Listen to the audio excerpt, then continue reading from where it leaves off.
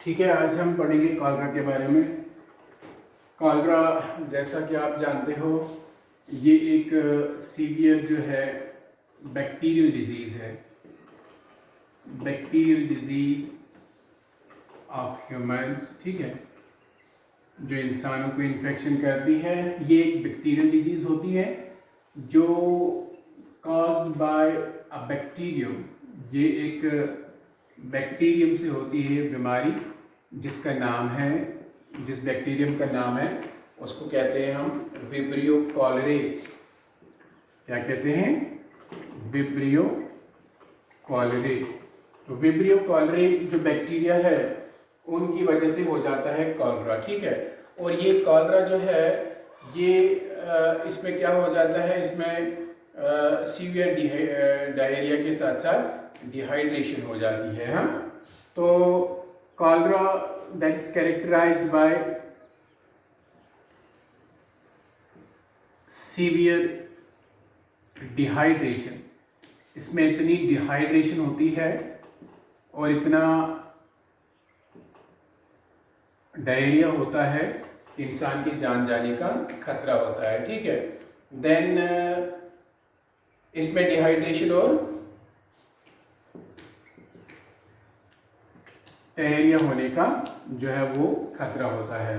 तो cholera bacterial disease होती है इंसानों में। ये जो है यूजुअली ये बीमारी जो है ये इस कंडीशन में जब लोग जो है वो ओवर क्राउडेड कंडीशंस में रहते हैं और जहाँ पर सैनिटेशन की बहुत ज़्यादा वो प्रॉब्लम जो होती है, अंडरस्टैंड, तो वहाँ पर ये बीमारी जो है ये ज़्यादा फैल जाती है, ठीक है।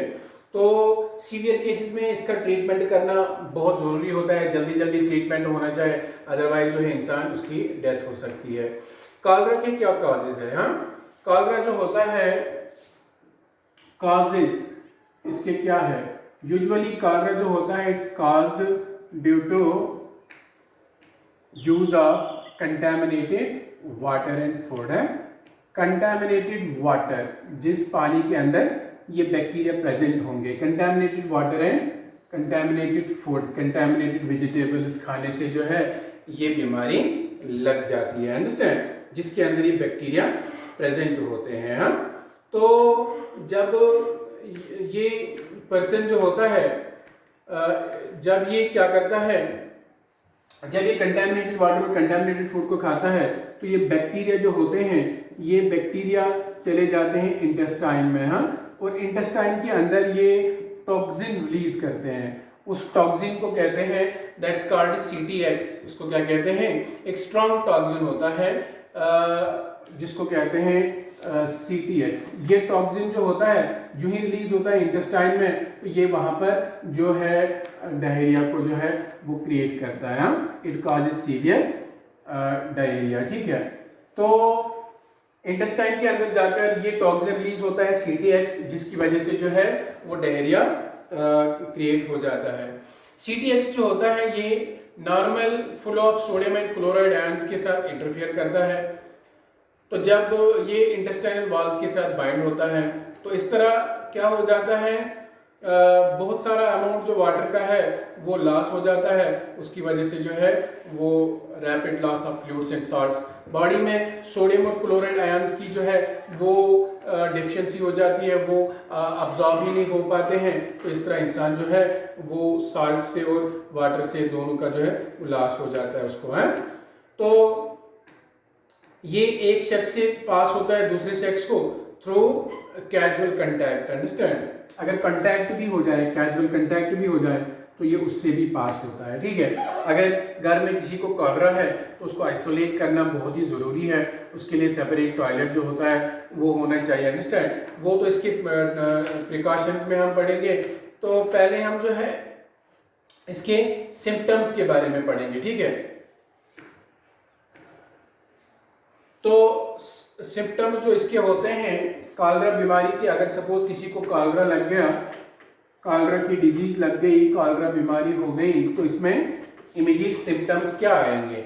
सिम्टम जो है नंबर 1 सिम्टम तो इस बीमारी का है कि उस इंसान को बहुत ज़्यादा डायरिया हो जाता है, ठीक है। तो डायरिया, जैसे मैंने आपको कहा, टॉक्सिन की वजह से वहाँ पर जो है डायरिया अचानक से हो जाता है, सडनली, एंड इससे जो है बहुत सारा फ्लूइड लॉस हो जाता है इस इंसान की बॉडी में। तो लगभग 1 लीटर 1 आवर में जो है वो लॉस हो जाता है।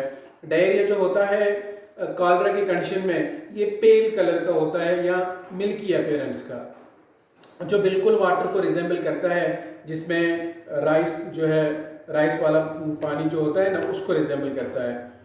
तो इसको कहते हैं हम राइस वाटर स्टूल है। ऐसे इंसान को राइस वाटर कलर जो होता है ना, राइस वाटर स्टूल जो है उस तरह का इसको स्टूल पास होता है इस डायरिया के टाइम में। तो ये इसका सिम्टम होता है। नंबर 2 सिम्टम इसका है नाशिया एंड वोमिटिंग है। नाशिया एंड वोमिटिंग, ठीक है। नाशिया का मतलब होता है वोमिट जैसा फील होना, अंडरस्टैंड। एंड जो है यहाँ नाशिया मीन्स वो फीलिंग ऑफ वोमिटिंग या उल्टी आ जाना, ठीक है। तो ये उल्टी जो इसमें आती है ये कुछ घंटे तक चलती रहती है, इसलिए यहाँ पर जो है बहुत ही ज़्यादा खतरा होता है बहुत ज़्यादा डिहाइड्रेट होने का, इसलिए इंसान को ORS पीना बहुत ज़रूरी होता है, ठीक है। तो यहाँ पर डिहाइड्रेशन हो जाती है। तो बहुत ज़्यादा डिहाइड्रेट हो जाता है इंसान, डिहाइड्रेशन हो जाती है। तो ये सिम्टम्स हैं जो कॉलरा में हो जाते हैं। तो यहाँ पर एक इंसान के अंदर जब सिम्टम्स आ जाते हैं डिहाइड्रेशन वाले साइंस एंड सिम्टम्स, उसमें किस तरह के होंगे। अब आपको कैसे पता चलेगा डिहाइड्रेशन एंड जिसको हम कहते हैं साइंस एंड सिम्टम्स है। अब अगर किसी इंसान को डिहाइड्रेशन हुई है तो क्या साइंस और सिम्टम्स है जिससे हमें पता चलेगा ये बहुत ज़्यादा डिहाइड्रेट हुआ है। नंबर 1 है उसको अगर आप चेक करोगे तो उस इंसान में रैपिड हार्ट रेट होगी, हाँ, उसकी हार्ट रेट बहुत ज़्यादा होगी, अंडरस्टैंड। तो नंबर 2 है loss of skin elasticity. Loss of skin elasticity, जैसे आप जानते हो डॉक्टर जो है जब एक बच्चा जो है वो डिहाइड्रेट हुआ होता है, डायरिया होता है, उल्टियाँ होती है, तो उसको यूजुअली पेट में इधर ऐसे पकड़ते हैं, स्किन को ऐसे जो है वो निचोड़ते हैं ताकि वो देखते हैं कि स्किन जो है वो जल्दी जल्दी वापस आएगा अपनी ओरिजिनल शेप में नहीं। अगर इलास्टिसिटी लॉस हो गई तो वो सीवियरली डिहाइड्रेटेड उस टाइम होता है, ठीक है। तो तीसरा इसमें होता है dry mucus membrane. Dry mucus membrane, जो हमारा म्यूकस मेम्ब्रेन होता है वो ड्राई होता है, मुंह सूख जाता है अंदर से, नाक के अंदर नाक सूख जाती है, अंडरस्टैंड। तो आईलिड्स जो होते हैं, आंखें सूख जाती है। तो यहाँ पर जो है म्यूकस मेम्ब्रेन ड्राई हो जाता है। लो ब्लड प्रेशर, ठीक है, उस इंसान को का ब्लड प्रेशर जो है वो बहुत कम होता है, लो ब्लड प्रेशर। एंड इसके अलावा जो है उसको बहुत ज़्यादा प्यास लगती है, थर्स्ट, अंडरस्टैंड। जब उसको बहुत प्यास लगती है तो उसका मतलब वो डिहाइड्रेटेड है। Muscle cramps, irregular heart beat, ठीक है, मसल क्रैम्प्स उसमें आ जाते हैं। यहाँ इरेगुलर हार्ट बीट प्रॉपरली नहीं होती है। तो अगर बहुत ज़्यादा डिहाइड्रेशन हो गया यहाँ पर तो इससे जो है मिनरल्स और जो इलेक्ट्रोलाइट्स होते हैं वो भी लॉस हो जाते हैं हमारी बॉडी से। इससे जो है बॉडी फ्लूइड्स जो है उनका बैलेंस मेंटेन नहीं रहेगा बॉडी में, और इलेक्ट्रोलाइट इम्बैलेंस हो जाएगा। इससे क्या होगा, इससे जो है अगर ट्रीटमेंट नहीं हुआ इसका जल्दी से तो डिहाइड्रेशन की वजह से शॉक लग सकता है, तो जिसकी वजह से उसकी डेथ हो सकती है कुछ घंटों के अंदर ही, ठीक है। तो इलेक्ट्रोलाइट इम्बैलेंस जो होते हैं उससे मसल क्रैम्प्स और शॉक लगने का जो है वो खतरा होता है। तो जो बच्चे होते हैं उनके अंदर अगर कालरा हो तो उनमें सिम्टम्स क्या होते हैं, उनमें सीजर्स आते हैं, कोमा भी हो सकता है, उनमें जब फ्लूइड लॉस होगा तो उनका जो है कोमा हो सकता है। अब कालरा जो है ये, इसमें रिस्क फैक्टर्स कौन कौन से हैं, ठीक है। रिस्क फैक्टर्स का मतलब होता है कि जो है ये किस किस कंडीशन में है जो है वो कालरा स्प्रेड हो सकता है। कालरा एंडेमिक भी है और जिसको हम कहते हैं एपिडेमिक भी हो सकता है। एंडेमिक मीन्स अगर ये किसी एरिया में है तो वहीं पर लिमिटेड है, या कभी कभी जो है ये एपिडेमिक भी हो सकता है, यानी जिस एरिया में ये नहीं हुआ हो, फैला हो, तो उसके अलावा भी कहीं पर ये पाया जा सकता है। That's what we called as epidemic. तो जो है कॉलरा ट्रांसमिशन जो है वो जब लोगों को क्लीन वाटर या सैनिटेशन फैसिलिटीज़ नहीं मिलते हैं तो वहाँ पर जो है ज़्यादा कॉलरा होने के चांसेस होते हैं। यानी स्लम एरियाज़ में जो पेरी अर्बन स्लम्स होते हैं वहाँ पर ज़्यादा रिस्क होता है इसका, ठीक है। तो कॉलरा के रिस्क फैक्टर्स,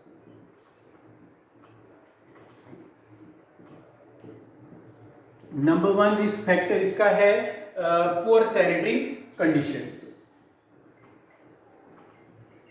सैनिटरी आप जानते हो, टॉयलेट्स नहीं होना, हाँ, प्रॉपर सैनिटेशन नहीं होना, इंसान के फीसिस का, हाँ? जो फीसिस होते हैं उसके साथ जो है वो बैक्टीरिया प्रेजेंट होते हैं, हाँ? और इस तरह क्या होता है, ये जब इनको जो है सैनिटरी एनवायरनमेंट मिलता है, safe water supply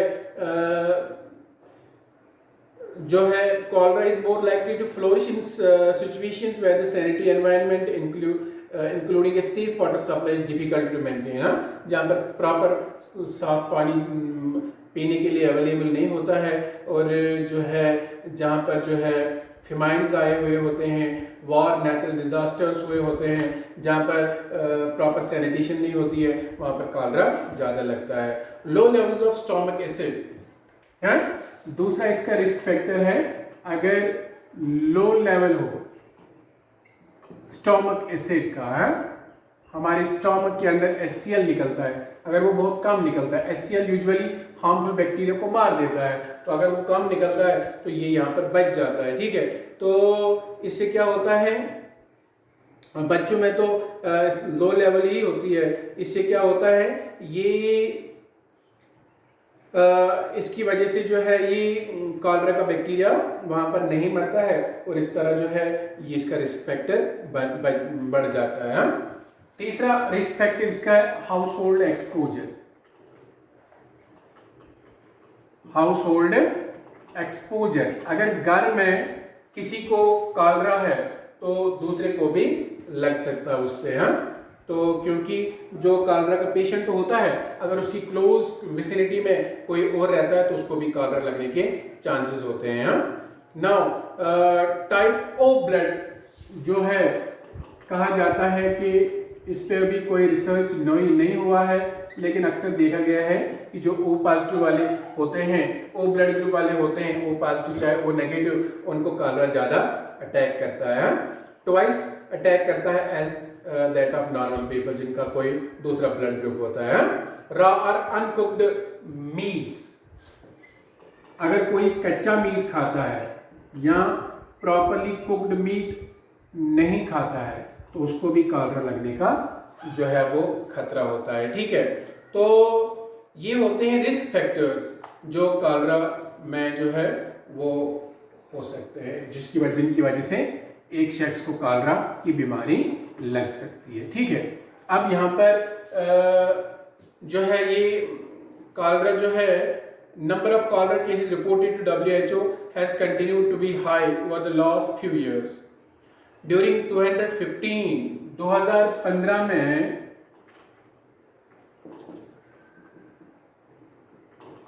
total cases जो है कॉलरा के वो थे 172,454।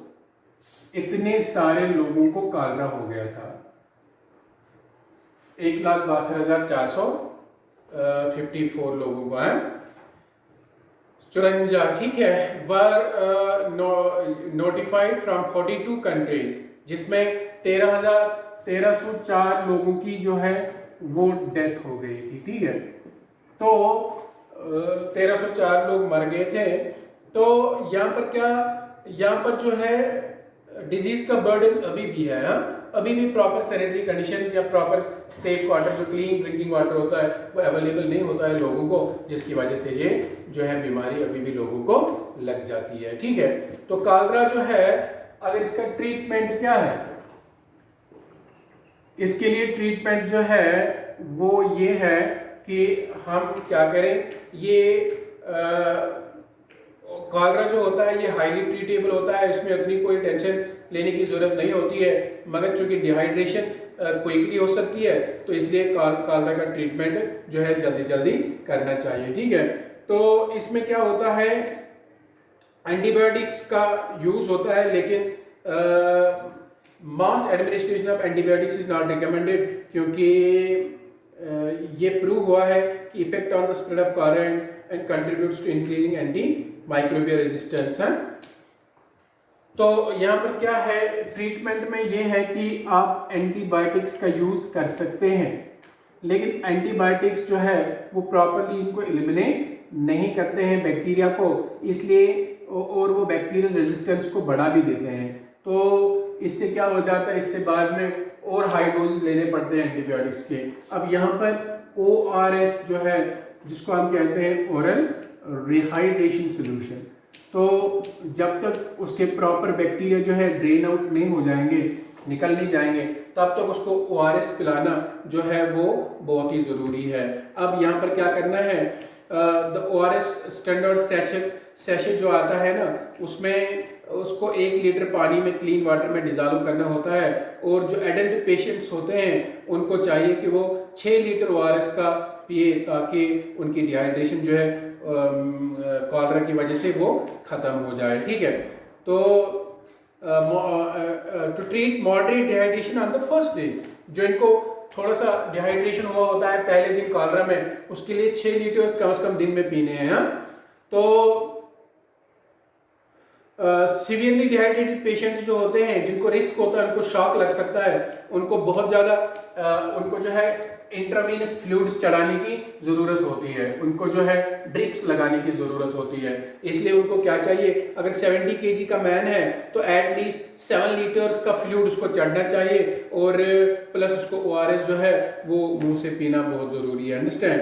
तो कालरा जो है, इसमें डिहाइड्रेशन की वजह से जान जाने का खतरा होता है, इसलिए जो है जल्दी जल्दी से ORS, और जैसे मैंने कहा जो सीवियरली डिहाइड्रेटेड होता है, क्या होता है, सीवियरली डिहाइड्रेटेड, उसको लगभग 7 लीटर्स जो है वो ड्रिप जो होती है या जो फ्लूइड जो है वो इंट्रावेनस चढ़ाना होता है।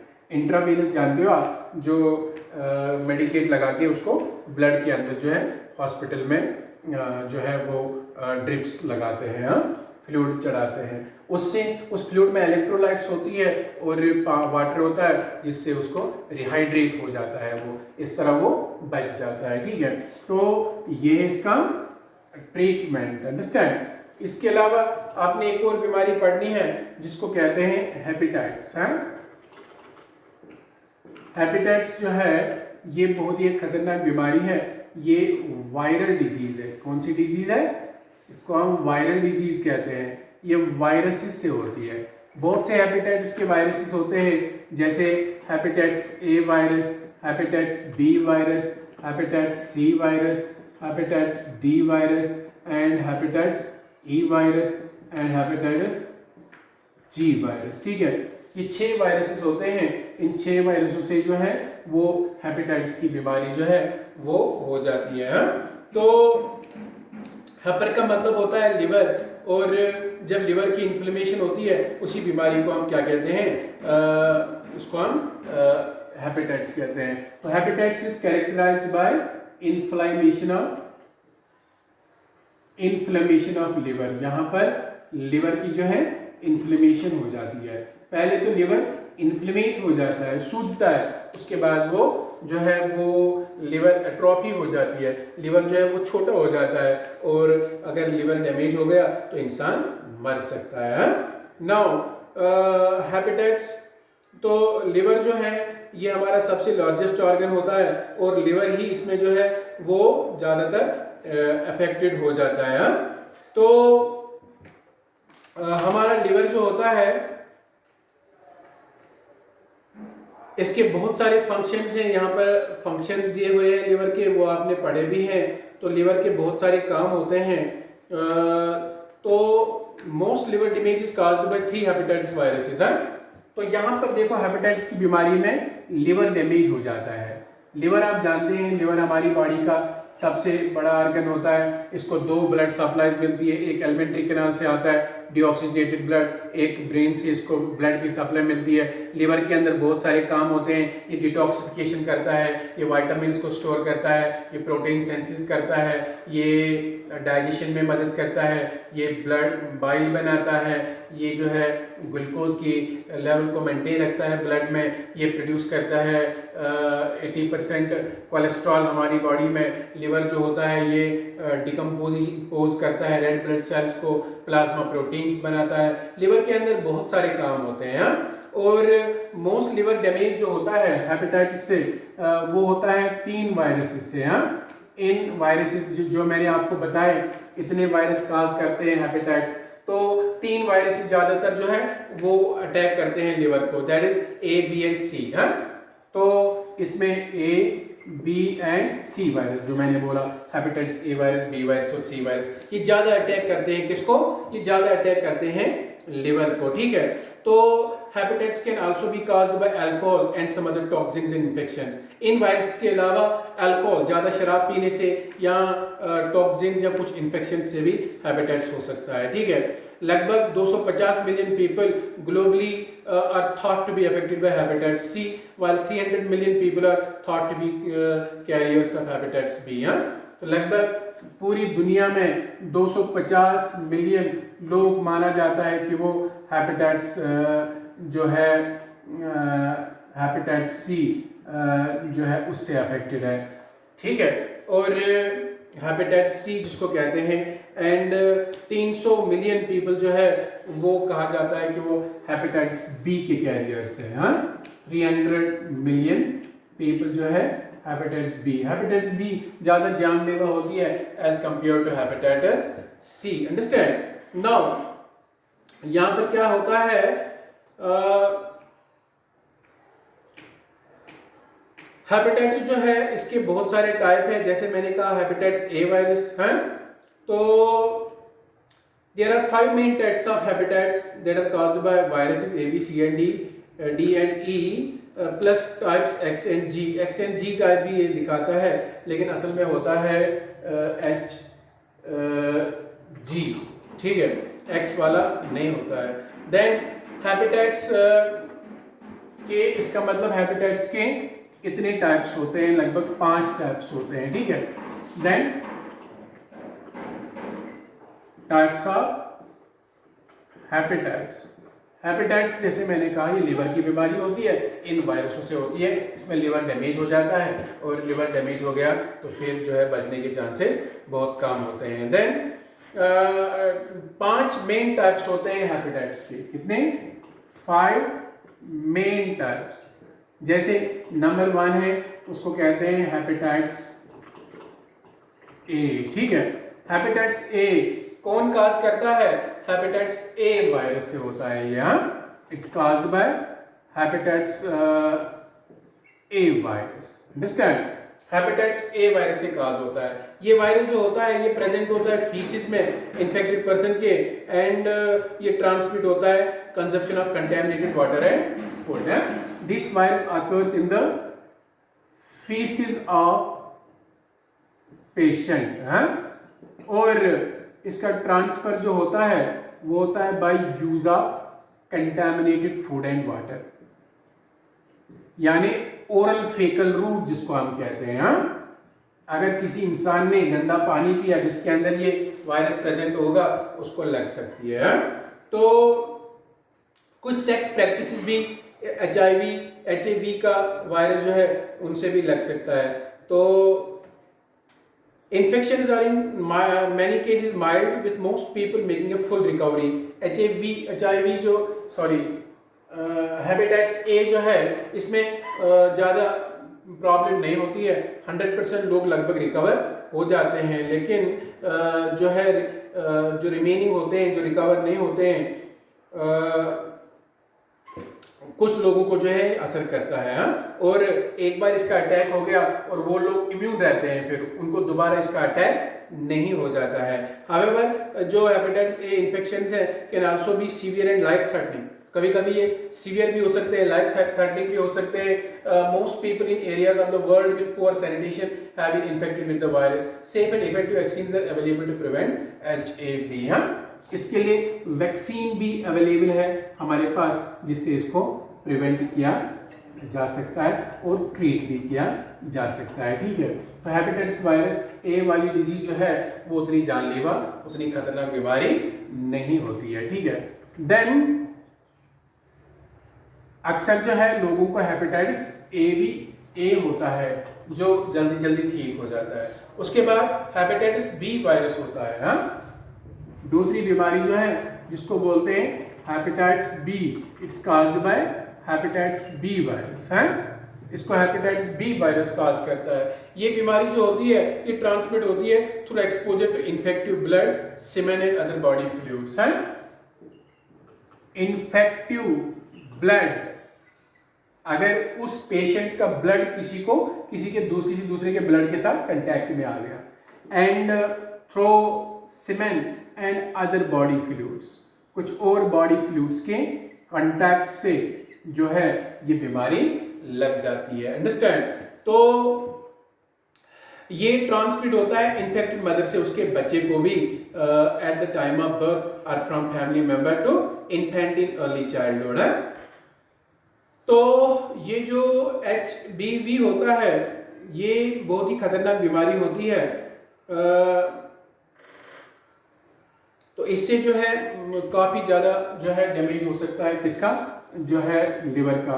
तो इसके लिए भी है वैक्सीनेशन है जिससे इंसान जो है वो बच सकता है। ठीक है, देन नंबर 3 होता है हेपेटाइटिस सी, जिसको काज करता है hepatitis C virus, HCV। Understand? That's caused by hepatitis C virus. Hepatitis C जो है ये ट्रांसमिट होती है एक्सपोजर टू इन्फेक्टिव ब्लड। इसका भी ट्रांसमिशन इन्फेक्टिव ब्लड से ही होता है, जैसे hepatitis B.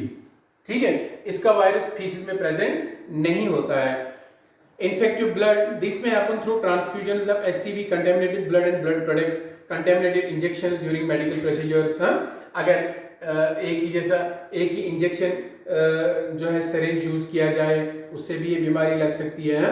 And through injection drug use है, जो ड्रग यूज इंजेक्शन से ड्रग यूज करते हैं। Sexual transmission is also possible but is much less common. There is no vaccine for HCV के लिए कोई वैक्सीन नहीं है, तो इसीलिए जो है ये HCV जो बीमारी है, हेपेटाइटिस सी बीमारी जो है ये ज़्यादा खतरनाक हो सकती है बिकॉज इसके लिए कोई वैक्सीन नहीं है हमारे पास। देन हेपेटाइटिस डी,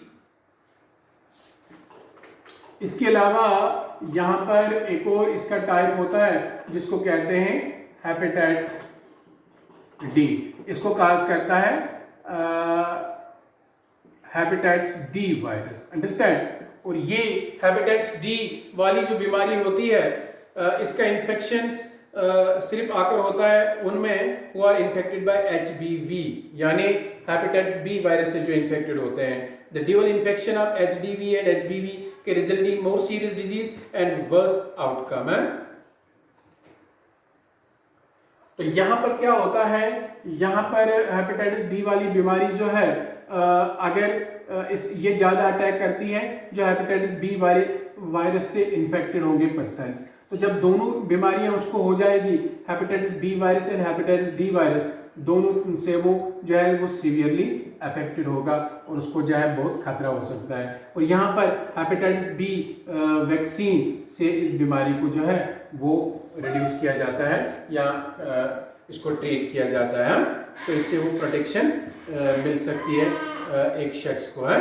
तो ये भी जो है ट्रांसमिट होती है, हेपेटाइटिस डी बीमारी जो है ये भी ट्रांसमिट होती है इसी कंटेमिनेटेड ब्लड से। हाँ, देन उसके बाद हेपेटाइटिस ई वायरस होता है। हेपेटाइटिस ई बीमारी जो होती है ये कंटेमिनेटेड वाटर से ही होती है। हाँ,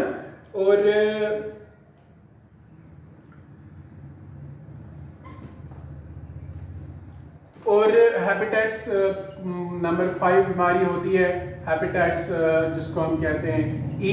हेपेटाइटिस ई जो होती है ये भी कंटेमिनेटेड वाटर से जो है लग जाती है, और इसके लिए भी इफेक्टिव वैक्सीन जो है वो हमारे पास अवेलेबल है, लेकिन वाइड स्प्रेड नहीं है।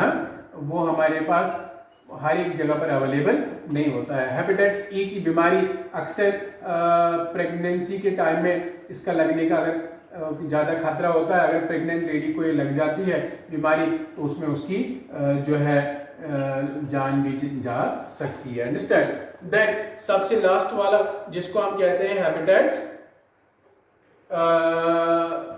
जी, तो ये भी एक टाइप हेपेटाइटिस का है जो हेपेटाइटिस जी वायरस से काज होता है। इसके कोई सिम्टम्स नहीं होते हैं, तो अगर सिम्टम्स होंगे भी वो माइल्ड होता है। तो हेपेटाइटिस जी वाली बीमारी जो होती है ये एक माइल्ड टाइप ऑफ हेपेटाइटिस होता है जो बहुत जल्दी ठीक हो जाती है। ठीक है, अब यहाँ पर जो है हेपेटाइटिस की बीमारी जो है वो कंटेमिनेटेड ब्लड और इन्फेक्टेड पर्सन के ब्लड से कांटेक्ट होकर या कंटेमिनेटेड जो है पानी पीना या खाना खाने से हो सकती है।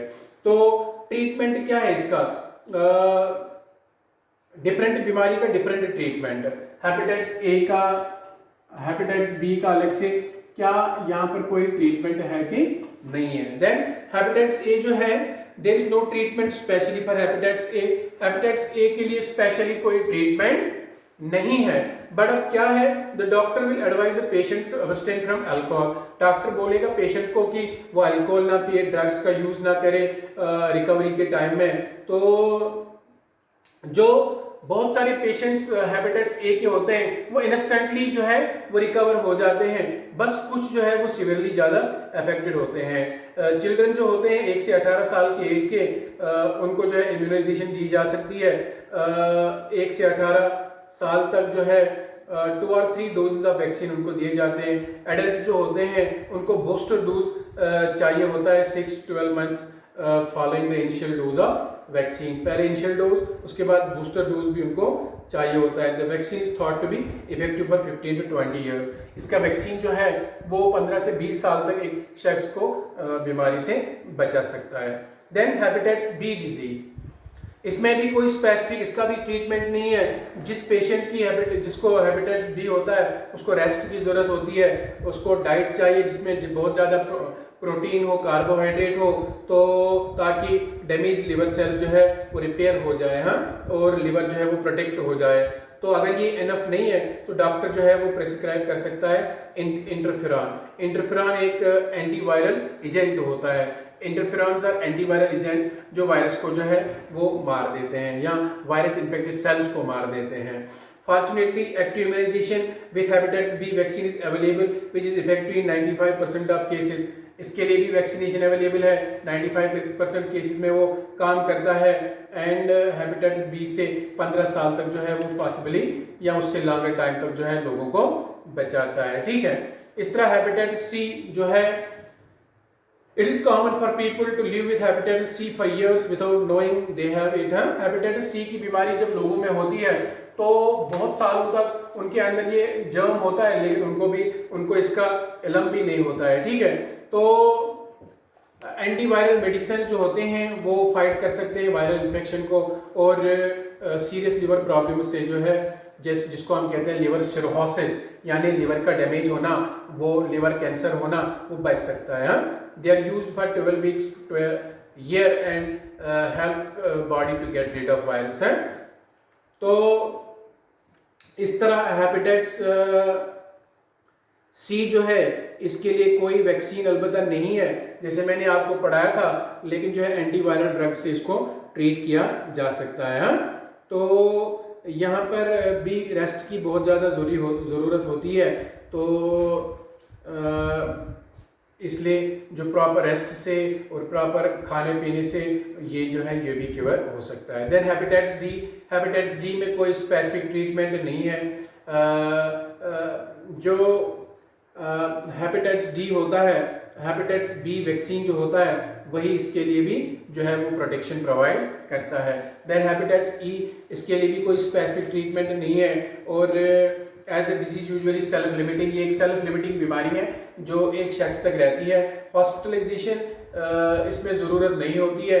अलबत्ता जो इम्यूनोसप्रेस्ड पीपल होते हैं जिनको क्रॉनिक हेपेटाइटिस ई होती है तो उनको जो है ट्रीटमेंट दिया जाता है। राइबोवायरिन एंटीबैक्टीरियल ड्रग उनके लिए होती है जिससे ये बीमारी जो है उससे वो बच सकते हैं। In some specific situations interferon has also been usually successful, तो यहाँ पर इंटरफेरॉन भी हम दे सकते हैं। ठीक है, तो इन बीमारियों से कैसे जो है वो दूर रह सकते हैं। जैसे प्रिवेंटिव मेजर्स है, अपने हाथों को धोना चाहिए साबुन से। टॉयलेट के बाद we have to wash properly our hands. खाना वो कंज्यूम करना चाहिए जो प्रॉपरली कुक्ड हो, हाँ, और जो है साफ पानी पीना चाहिए। फ्रूट्स जो हम लाते हैं या वेजिटेबल जो लाते हैं उनको ऐसे नहीं खाना चाहिए। फ्रूट्स तो हम ऐसे ही खाते हैं लेकिन उनको जो है यूजुअली प्रॉपरली धोना चाहिए और धो के जो है वो खाना चाहिए। ठीक है, और वैक्सीनेशन जो है वो टाइम टू टाइम लेनी चाहिए। अंडरस्टैंड। तो इस तरह जो ऐसे हेपेटाइटिस है जो सेक्सुअली ट्रांसमिटेड होते हैं या ब्लड से ट्रांसफर होते हैं तो ब्लड की हमें जांच करनी चाहिए। किसी पेशेंट को अगर ब्लड चढ़ाना हो तो किसी और से लेंगे हम, लेने से पहले उसको जांच करना चाहिए कि उसमें कोई इन्फेक्शन तो नहीं है। और जो है प्रैक्टिस जो होती है सेफ सेक्स की प्रैक्टिस होनी चाहिए। अंडरस्टैंड। तो सेक्सुअल कंटैक्ट के टाइम में अगर इन्फेक्टेड पर्सन होगा तो कंट्रासेप्टिव्स का यूज़ करके जो है वो इन्फेक्शन से बच सकते हैं। तो इस तरह जो है ये कुछ, या अल्कोहल जो है, ड्रग का यूज़ नहीं करना, कॉमन सिरेंजेस ड्रग के, कुछ लोग जो होते हैं वो खतरनाक ड्रग्स इंजेक्ट करते हैं अपने अंदर, तो कॉमन सिरेंजेस यूज़ नहीं करने हैं और ड्रग्स का अवॉइड करना है। जिसको हेपेटाइटिस हो, अल्कोहल या शराब उसको अवॉइड करनी चाहिए। अगर उसको आदत है तो अवॉइड करनी चाहिए। तो ये कुछ जो है जिससे हम जो है प्रिवेंट कर सकते हैं हेपेटाइटिस को। ठीक है, तो आज के लिए हमने इतना पढ़ा कॉलरा और हेपेटाइटिस। कल जो है हम टाइफाइड के बारे में पढ़ेंगे और जो है दूसरी बीमारियां पढ़ेंगे। आज के लिए इतना काफ़ी है।